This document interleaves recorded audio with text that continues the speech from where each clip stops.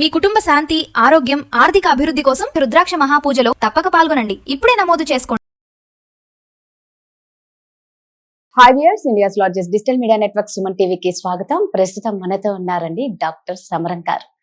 అందరికీ తెలిసిన వారు, సుపరిచితులు. నిజంగా స్వాతి అంటేనే, ఆ దినపత్రిక అంటేనే సమరం గారు. వారి కోసమే ఆ దినపత్రికల్ని కొంటారు అని అందరికీ తెలుసు. అప్పట్లో అందరూ హాస్టల్లో అయితేనేంటి, జాబ్ చేసే వాళ్ళు ఏంటంటే, ఇంట్లో భర్తలు ఏంటనే అందరూ దొంగగా వాళ్ళ దిండ్ల కింద కూడా పుస్తకాలు పెట్టుకునేవారు. అవునా కదా? సో అలాంటి సమరం గారితో ఈరోజు సూపర్ ఇంటర్వ్యూ చేద్దామండి. సో ఇప్పుడు సమరం గారితో ఫటాఫట్ ధనాధన ఆన్సర్. నేను ఫటాఫట్ క్వశ్చన్స్ అడుగుతా, సార్ ధనాధన ఆన్సర్స్ ఇస్తారు. సార్ అంటే మీరు ఇప్పుడు ఇందాక ఇద్దరు పిల్లలు అని అంటే నాకు ఒకటే డౌట్ వచ్చింది. సెక్స్ ఎడ్యుకేషన్ అంటే ఓన్లీ శారీరక విషయాలేనా, లేదా నిజంగానే సమాజానికి సంబంధం ఉందా? ఎందుకంటే మీరు ఇద్దరు పిల్లల్ని తీసుకొని నిజంగా ఒక సెక్స్ ఎడ్యుకేషన్ చేశారు అంటే, ఇప్పట్లో అది లేకనే చాలా ప్రాబ్లమ్స్ వస్తున్నాయి. పేరెంట్స్ చెప్పాలి అంటే సిగ్గుపడతారు ఇంట్లో, పిల్లలకి ఎలా చెప్పాలి అనేది. స్కూల్లో టీచర్స్ చెప్పాలంటే వాళ్ళు సిగ్గుపడుతున్నారు. బట్ ఇది నిజంగా ఓన్లీ శారీరకమేనా, లేదంటే నిజంగా సొసైటీతో సంబంధం ఉందా? ఈ సొసైటీతో 100% సంబంధం ఉంది. ఇంకోటి, ఇది మామూలుది కాదు, ఇది సైన్స్. సైన్స్ మనం ర్యాబ్ ఫ్రాగ్ యొక్క రీప్రొడక్షన్ చదువుతాం, ఎత్తాంచి రీప్రొడక్షన్ చదువుతాం, ఐమోబాగ్ రీప్రొడక్షన్ చదువుతాం. మన గురించి మనం చదువుతాం, మన గురించి తెలియదు. కప్ప రీప్రొడక్షన్ తెలిసింది, ర్యాబిట్ గురించి తెలిసింది, ర్యాట్ గురించి తెలిసింది, అన్ని తెలుస్తాయి. మన గురించి మనకి దట్ వెరీ పిట్టి. అంచేత ఇదేంటంటే, మనలో సెక్స్ ఎడ్యుకేషన్, మనలో వచ్చే వయసు రీత్యా వచ్చే మార్పుల గురించి, వాటి గురించి, ఆడపిల్ల వాళ్ళు వచ్చే హార్మోన్ గురించి తెలియాలి, మగవాడు తెలియాలి, వాడు చేంజెస్ గురించి తెలియాలి, లేదా భయపడతారు. ఇప్పుడు చాలా మంది ఈ రోజుకి చాలా మంది ఆడపిల్లలు 13-14 నాకు ఏదో గడ్డ వస్తుందండి అని వీళ్ళు కళ్ళ నీళ్ళు పెట్టేస్తారు. ఇప్పటికీ అరే అది అక్కడ బ్రెస్ట్ ఇష్యూ అది అలా పెరుగుతుంది, ఆ మెమరీ గ్లాండ్ అనే ఆలోచన తల్లులు తీసుకొస్తారు. విచిత్రంగా తల్లులు భయపడి తీసుకొస్తారు. అలా మోపేస్తారు.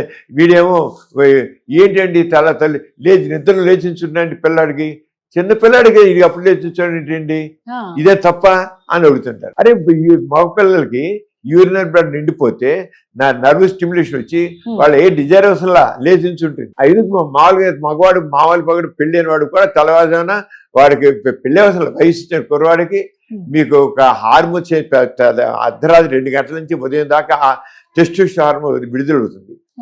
యూరినరీ బ్లడ్ నిండి ఉంటుంది. దాదాపు 3 గంటలు 4 గంటలు ఫినిష్ ఎరెక్షన్ ఉంటుంది. ప్రతి మగాడికి ఉంటుంది. ఏదో వయసు వచ్చాక 40 ఏళ్ళు 50 ఏళ్ళు పోయాక ఉంటుంది. నాక్టర్నల్ ఎరెక్షన్ అంటాం. నిద్రలు తెలియపోవచ్చు, కానీ ప్రతి మగ పిల్లవాడికి యుక్త వయసు దగ్గర నుంచి 40 ఏళ్ళు వచ్చేదాకా ప్రతిరోజు 3 to 4 hours 20 minutes ఎరెక్షన్ ఉంటుంది. అందుకని మళ్ళీ మధ్యలో కొంచెం గ్యాప్ డౌన్ అవుతుంది, మళ్ళీ వస్తుంది హార్మోన్. అది ఇవన్నీ తెలియాలండి. This is science. అలాగే వీళ్ళు యుక్త వయసులో లేనిపోయిన ఎమోషన్స్ తో వాళ్ళు ఏదో ప్రేమ అంటారు. ప్రేమ కాదు, అది ఓన్లీ ఇన్ఫార్చుయేషన్. ఇవన్నీ చెప్పుకోవాలి మనం. అది దానికి మంట కంట్రోల్ చేయాలి. అలాగే వాళ్ళు గర్భం రావడం గురించి, ఎలా గర్భం వచ్చింది, ఒక్కసారికి ఏం గర్భం వచ్చినా సరిగ్గా ఆ టైంలో అండం విడుదల, ఆడపిల్లకి నెల మధ్యలో అండం విడుదల అవుతుంది. సరిగ్గా ఆ రోజు సెక్స్ లో పాల్గొన్నారు అనుకోండి, గర్భం వస్తే అది తెలియక అది సోషల్ ప్రాబ్లం కదా, కుటుంబానికి సమస్య, సమాజంలో ఎన్ని రకాలు ఉన్నాయి. అలాగే ఫ్యామిలీ ప్లానింగ్ చేయించుకుని ఏదో నడు నొప్పి వస్తుంది, కడుపు నొప్పి వచ్చేస్తుంది, ఏదో అయిపోతామని ఫ్యామిలీ ప్లానింగ్ చేయించుకోరు, చివరికి చేయించుకోరు. ఈ రోజుకి వ్యాసక్టివి చేయించుకోరు, నరాలు వీక్నెస్ వస్తాయి. ఈ రోజుకి మగవాడు, మీరు ఫ్యామిలీ తీసుకున్న ఆడవాడికే చివరికి, మగవాడు వ్యాసక్టివ్ ఎంత చేయించు 100 మంది కాదు 1000 మంది ఆడవాళ్ళు చివరికి ఆపరేషన్ చేసి ఒక మగవాడు వ్యాసక్టివ్ చేయించుకుంటాడు. అరే పిల్లలు కానీ వస్తుంది, మళ్ళీ ఇంకోసారి ఆపరేషన్ ఏంటి? 9 మాసాలు మోసి నానా బాధలు పడుతుంది. మగవాడికి ఆఫ్టర్ ఆల్ 5 minutes 10 minutes అయిపోతుంది వ్యాసక్టివ్ చేయడం. ఇలా చేస్తే వాసి లైగెండ్స్ వదిలేదు, దానికి వాడు నరం కట్ చేస్తారు, నరాలు వీక్నెస్ వస్తుంది అనుకుంటారు. ఇది సైన్స్ కదా? ఇది తప్ప? ఇది అలాగ అర్థమే తెలుసుకోండి తప్ప, వీర్యం పోవడం తప్ప. ఏది తప్పు చెప్పండి, చదువుకున్న వాడు తెలుసు ఆ విషయం, సైన్స్. కానీ వాడు ఎందుకు డాక్టర్లు నోరెత్తలేదు ఇంతకాలం అంటే, మామూలు వాళ్ళు అందరూ ఏదో అంటారు, బూతు మాట్లాడతాం, చెత్త మాట్లాడతాం అంటారని వాళ్ళు భయపడుతున్నారు. భయం లేదు, నిర్భయంగా ఉండాల్సిందే. ఆ నిర్భయత్వం నేను చేశాను. తిన్నాను.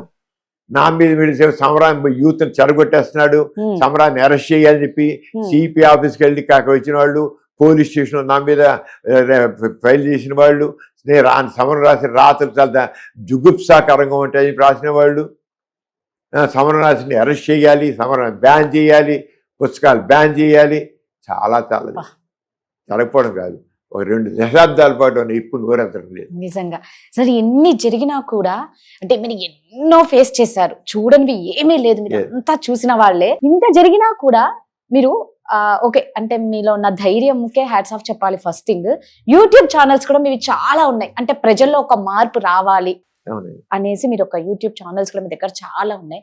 మరి ఎంత మాత్రం ప్రజల్లో నిజంగానే ఏమన్నా మీకు తెలిసినంత ఏమన్నా మార్పు వచ్చిందా? చాలా మార్పు వచ్చిందండి, చాలా మార్పు వచ్చింది. ఈ రోజున మనం ఇలా మాట్లాడుకుంటున్నాం, రేపు మీరు దాన్ని బ్రాడ్కాస్ట్ చేస్తారు, చక్కగా రిసీవ్ చేసుకున్నాం. దాన్ని పాజిటివ్గా రిసీవ్ చేసుకుంటారు, నెగిటివ్ కాదు. బూతు మాట్లాడుతాను కాదు, నెగిటివ్గా కాదు, పాజిటివ్ రిసీవ్. దాని మార్పు కదా. మన ఏదో ఒక ఛానల్లో చేశారు, చెప్పారు, అదే ఇంటర్వ్యూ చేశారు, అంత ఎక్స్పీరియన్స్ తీసుకున్నారు. వాళ్ళు చెప్పారు 6 రోజుల్లో 1,80,00,000 వ్యూస్ వచ్చాయి. అంటే నీడు ఇప్పటికీ ఎంత ఉంది, ఎంత పాజిటివ్గా రిసీవ్ చేసుకుంటాను. నేను ఎందుకు ఇప్పుడు మా ఛానల్స్ ఉన్నాయి, మా ఛానల్స్ 21 కోట్ల వ్యూస్ వచ్చాయి. మరి ఎందుకని మరి అందరూ చక్కగా రిసీవ్ చేసుకుంటారు. అంచేత సమాజంలో చెప్పరు. ఇప్పుడు నేను ఒక్కనే కాదు, మీరు ఏ టీవీ ఛానల్ తీయండి, ఏ యూట్యూబ్ ఛానల్ తీయండి, అన్నిటి సెక్స్ మాట్లాడుతున్న డాక్టర్లు ఉన్నారు. అంటే మార్పు కదా. ఖచ్చితంగా. మరి ఆ రోజు ఎందుకు మాట్లాడలేదు? నా డాక్టర్లు ఉన్నారు, సమరం ఎందుకు గోళ మానేరాదనే వాళ్ళు మా డాక్టర్లు. సమరం వాళ్ళకి ఎదుగుని ఏంటి న్యూస్ చావు చావని ఇంతే మొక్క చావనిలే, ఎవరితో చేస్తాడు పోని, నీ ఎందుకు పడతావు మాట. ఏమంటే ఇలాగే పెంచుకోవడం పిల్లి మెళ్ళ గంట కట్టేది ఎవరండి అని అడిగామండి. మా డాక్టర్లు అందరూ, అంటే నేను ఐఎంఏలో చాలా యాక్టివ్ పర్సన్. నేను మొదటి నుంచి ఇప్పుడు దాదాపు 50 ఏళ్ళ నుంచి ఐఎంఏ యాక్టివ్గా ఉన్నాను. ఇప్పుడు నేషనల్ ప్రెసిడెంట్ అయ్యాను నేను, ఐఎంఏ నేషనల్ డాక్టర్స్ అదే ఐఎంఏకి విజయవాడ బ్రాంచ్కి అయ్యాను, ఏపీ స్టేట్ ప్రెసిడెంట్ అయ్యాను, జాతీయ స్థాయిలో నేను నేషనల్ ప్రెసిడెంట్ అయ్యాను. నేను ఇప్పటికీ చాలా యాక్టివ్గా ఉన్నా. ఏం జరుగుతుంది, నాకు ఒక గౌరవం పిచ్చిన గౌరవం ఒక డాక్టర్ ఇన్స్టిట్యూషన్లో. అందుకు మా డాక్టర్లు నా మీద గౌరవం సమయం. ఎందుకు ఈ గోళ, ఎందుకు ఇది అంతా అన్న వాళ్ళకి ఈ మూర్ఖుల చావనియ్యి. వాళ్ళ కోసం నేను నిజంగా బాధపడే వాళ్ళు నేను నోరు మూరుకోవాలా? ఎవరు అందరికీ అన్ని రకాలుగా నాలెడ్జ్ వెళ్ళాలని నవలు రాశాను, కథలు రాశాను, వీడియోస్ టీవీలో మాట్లాడాను, రేడియోలో మాట్లాడాను. ఎవరికి ఏ రకంగా రీచ్ అవుతుందో ఆ రకంగా. Super sir. సార్, మీ ఆలోచనలకు నిజంగా మాకు మాటలు రావు, కానీ మీ ఆలోచనలో ఒక ఆలోచన, మెడికల్ ఎడ్యుకేషన్ ఇంటి దగ్గరికి అనే ఒక ఆలోచన ప్రజలకు ఎంతవరకు ఉపయోగపడింది అంటారు? తప్పని ఉపయోగపడుతుంది కదండి. ఎందుకంటే వాళ్ళ వ్యక్తిత్వం, వాళ్ళ క్యారెక్టరు అంత చాలా చక్కగా ప్రజలకి వాళ్ళు మంచి వ్యక్తిత్వంతో, పరిమళించి వ్యక్తిత్వంతో వాళ్ళు తయారవుతారు. ఎప్పుడైతే నాలెడ్జ్ ఉంటుంది, నాలెడ్జ్ ఈజ్ పవర్ అంటుంది. అంచేత తప్పకుండా మార్పు వస్తుంది. ఏదైనా మంచి చెబితే ఎప్పుడైనా వస్తుంది. అదే నేనే తప్పు రాదని అన్ను. అదేలేండి, ఏదైనా నిజంగా మీరు అన్నట్టు వస్తుంది, దానికి ఒక టైం రావాలి. ఇప్పుడు ఒకనప్పుడు మీలాగా ఇలా వచ్చి కూర్చుని మాట్లాడలేదు. కందుకూరి వీరేశలింగం గారు 2 రోజుల్లో ఆడపిల్ల చదువు లేదు, ఆయన ఆడపిల్ల చదువుకోవాలి, చదివించాలి, చదివేందుకు ఆడదాన్ని చదివింది అనుకున్నారు. సతీసాగం వల్ల బతుకుని చనిపోయిన మూడుతో బతుకుని అమ్మాయి తగలిటారు దారుణంగా. ఆడదాని గురించి ఆలోచించారా? మరి రాజా రామ్మోహన్ వచ్చి చేపట్టి అది అయింది. కానీ లేకపోతే అప్పటికే ఎన్ని వేల మంది, లక్షల మంది చచ్చిపోయారు అమ్మాయిలు, బతుకుండకు చంపేశారు. వీరేశలింగం గారు ఆయనే మళ్ళీటారు. మొట్టమొదటి బాలికా పాఠశాల బట్టి కందుకూరి వీరేశలింగం గారు. ఆయన పెట్టబట్టే ఈ రోజు అందరూ చక్కగా చదువుకుని పైకి వచ్చింది. అంటే మార్పు మాత్రం నిజంగా ఉంది. కానీ సమాజంలో మార్పు కోసం తప్పకుండా ధైర్యంగా ముందుకు వెళ్ళాల్సింది. చాలా థ్యాంక్స్ అండి, మాకు మా దగ్గరికి వచ్చి మీరు ఇంత టైం మాకు ఇచ్చినందుకు, ఇంతసేపు కూర్చున్నందుకు నిజంగా కృతజ్ఞతలు. నమస్కారం.